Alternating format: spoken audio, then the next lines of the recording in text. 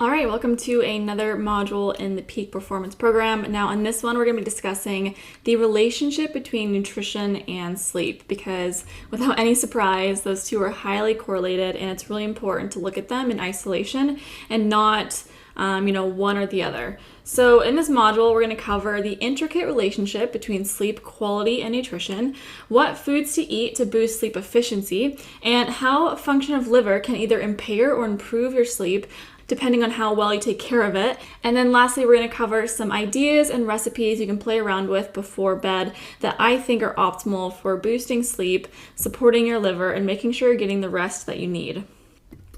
So the first thing I want to remind you guys with is that you need to keep your bucket full. Now, what does this mean exactly?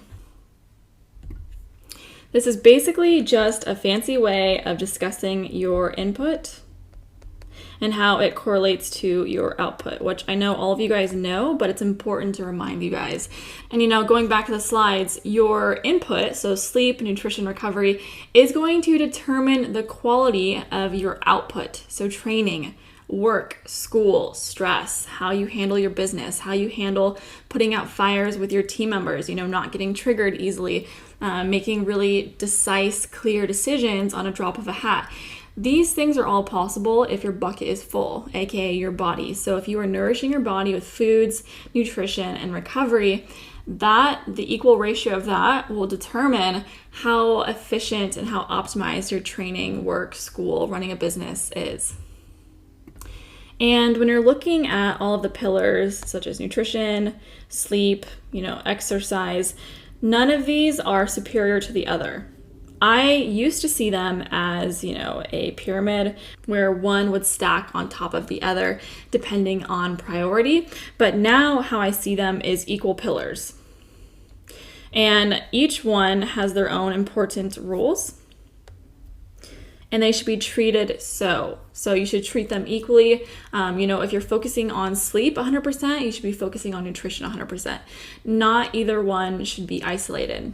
Because I almost see this as you're juggling a house, right?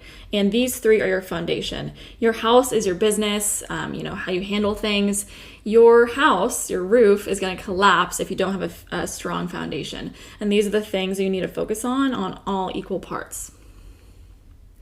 However, in this module, we're going to discuss the close relationship between sleep and nutrition because I do have a tightly regulated relationship that I think is worth going over. Now, when and how much? What I mean by this is when you're having meals and how much are you eating at those meals, because both of those things are very important when it comes to sleep quality.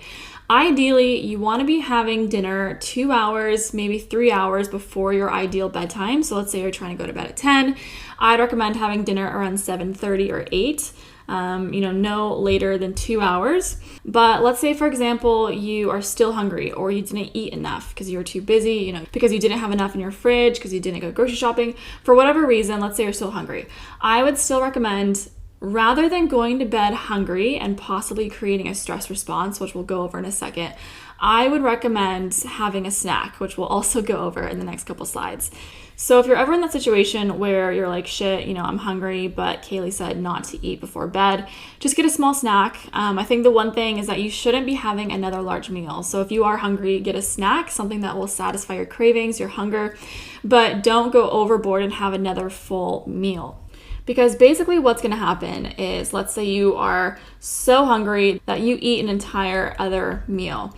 What's going to happen is when you are digesting food, this requires energy, right?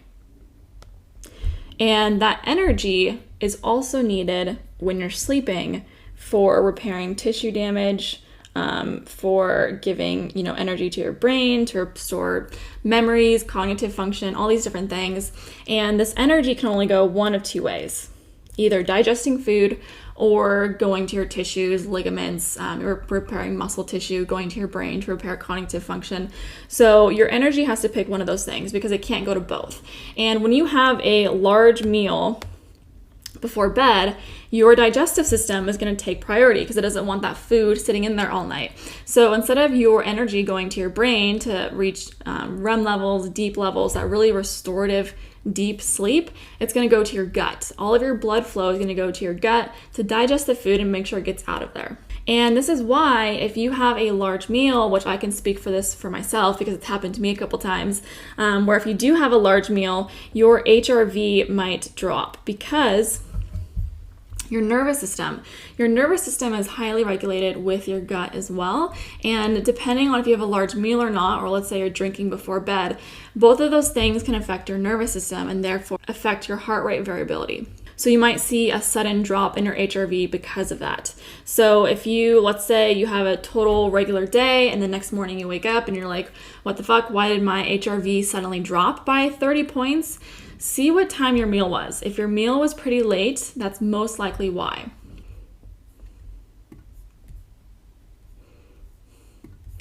Now, your number one BFF is 100% your liver, and we'll go over why in a second. So I've already kind of brought this up in other modules, but your liver has so many primary functions that you should literally treat it like a queen or a king because it's in control of so many different things, over 500 functions. And the one thing about the liver is that since it has so many different powerful, important roles inside the body, a lot of that is happening when you're passed out because of all the energy it demands while doing those functions. So your liver is most active between around, I would say, midnight, 1, 4 a.m., depending on what your chronotype is. Obviously, it's going to be different. So my time window is going to be different than, let's say, like an early bird or a night owl because I'm a bear. So it's depending on that, but the general window, if you're not going to bed at like an outrageous time, let's say like 2 or 3, it's going to be generally between midnight and 4. That's when your liver is most active. And that's great. That's what we want. We want it to be doing all of these functions when we're sleeping. However, if we're going to bed hungry, that means our glycogen stores are going to run out. Our liver only stores around 150 grams of sugar on like an empty tank, if that makes sense, if we're not constantly refilling our foods. And that's with a healthy liver as well. Sometimes we're so stressed out that our liver actually doesn't get a chance to hold glycogen because we're just burning up all of that energy so fast that it's just basically getting burned as we use it. So if you're looking at your sleep metrics, one thing I want you to look out for is if you have fixed everything, so consistent sleep and wake times, you've gotten blackout curtains, you fixed your nutrition, basically everything, and you're still having these disturbances or these wake ups. I would say every hour, half an hour between these times of midnight to 4, look at your carb levels, look at your simple carb levels, and look at your stress levels. If you are in a chronic state and you're not getting enough carbs, enough sugar, enough energy, they're basically all the same thing.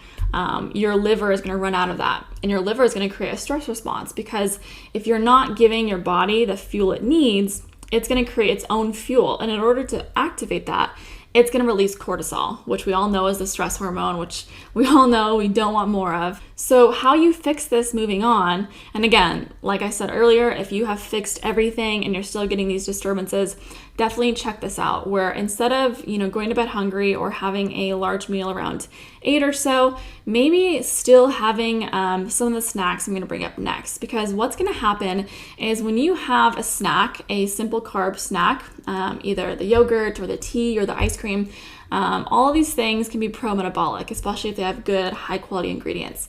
And what's going to happen is instead of fasting for that entire time of the 8 hours and depending on your liver glycogen stores, you're just giving it the fuel it needs anyways, which I recommend for all of you because basically all entrepreneurs are chronically stressed. And when we're stressed, we use up more energy.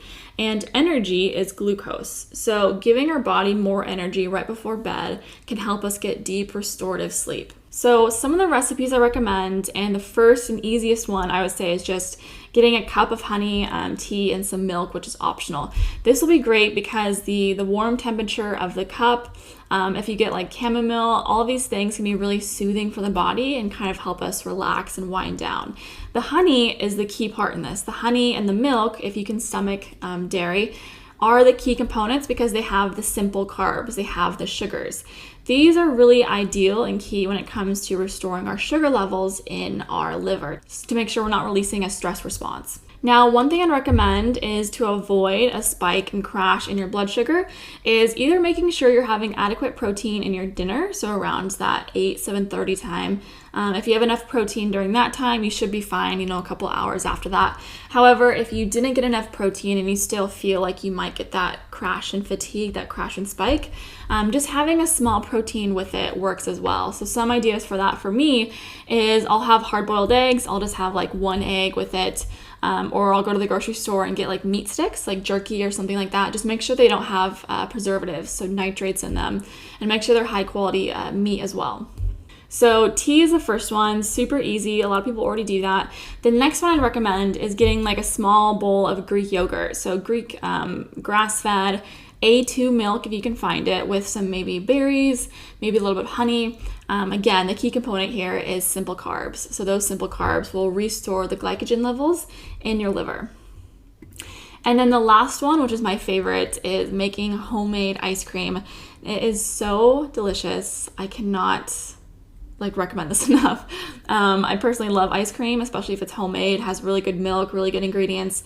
Super, super simple. All you have to do is buy an ice cream maker, get some milk, get whatever ingredients you do. Usually it's a couple raw egg yolks, which again is amazing for you. All the fats, all the vitamins, the cholesterol, the vitamin E, all these things are naturally found in egg yolks. That's really good. And then sometimes I'll add chocolate chips. I'll add spearmint oil, so it's like a spin-off of the spearmint chocolate chip ice cream. You can add really whatever you want, which is the amazing thing, and it's super simple because all you have to do is add all of these ingredients in an ice cream maker, and then it sits on your counter, and then it just churns, and then when you're done, you can just put it in a tub and then put that in your freezer. Now, I like this because you have more control over the ingredients. You can pick everything that you put in there, and the recipes are endless. There's so many different recipes, and I plan on adding the recipes and all the things I recommend in the description box. So all the recipes I'm going to add in a PDF file, and you can find them below this video in the description. Definitely check them out because they're super simple.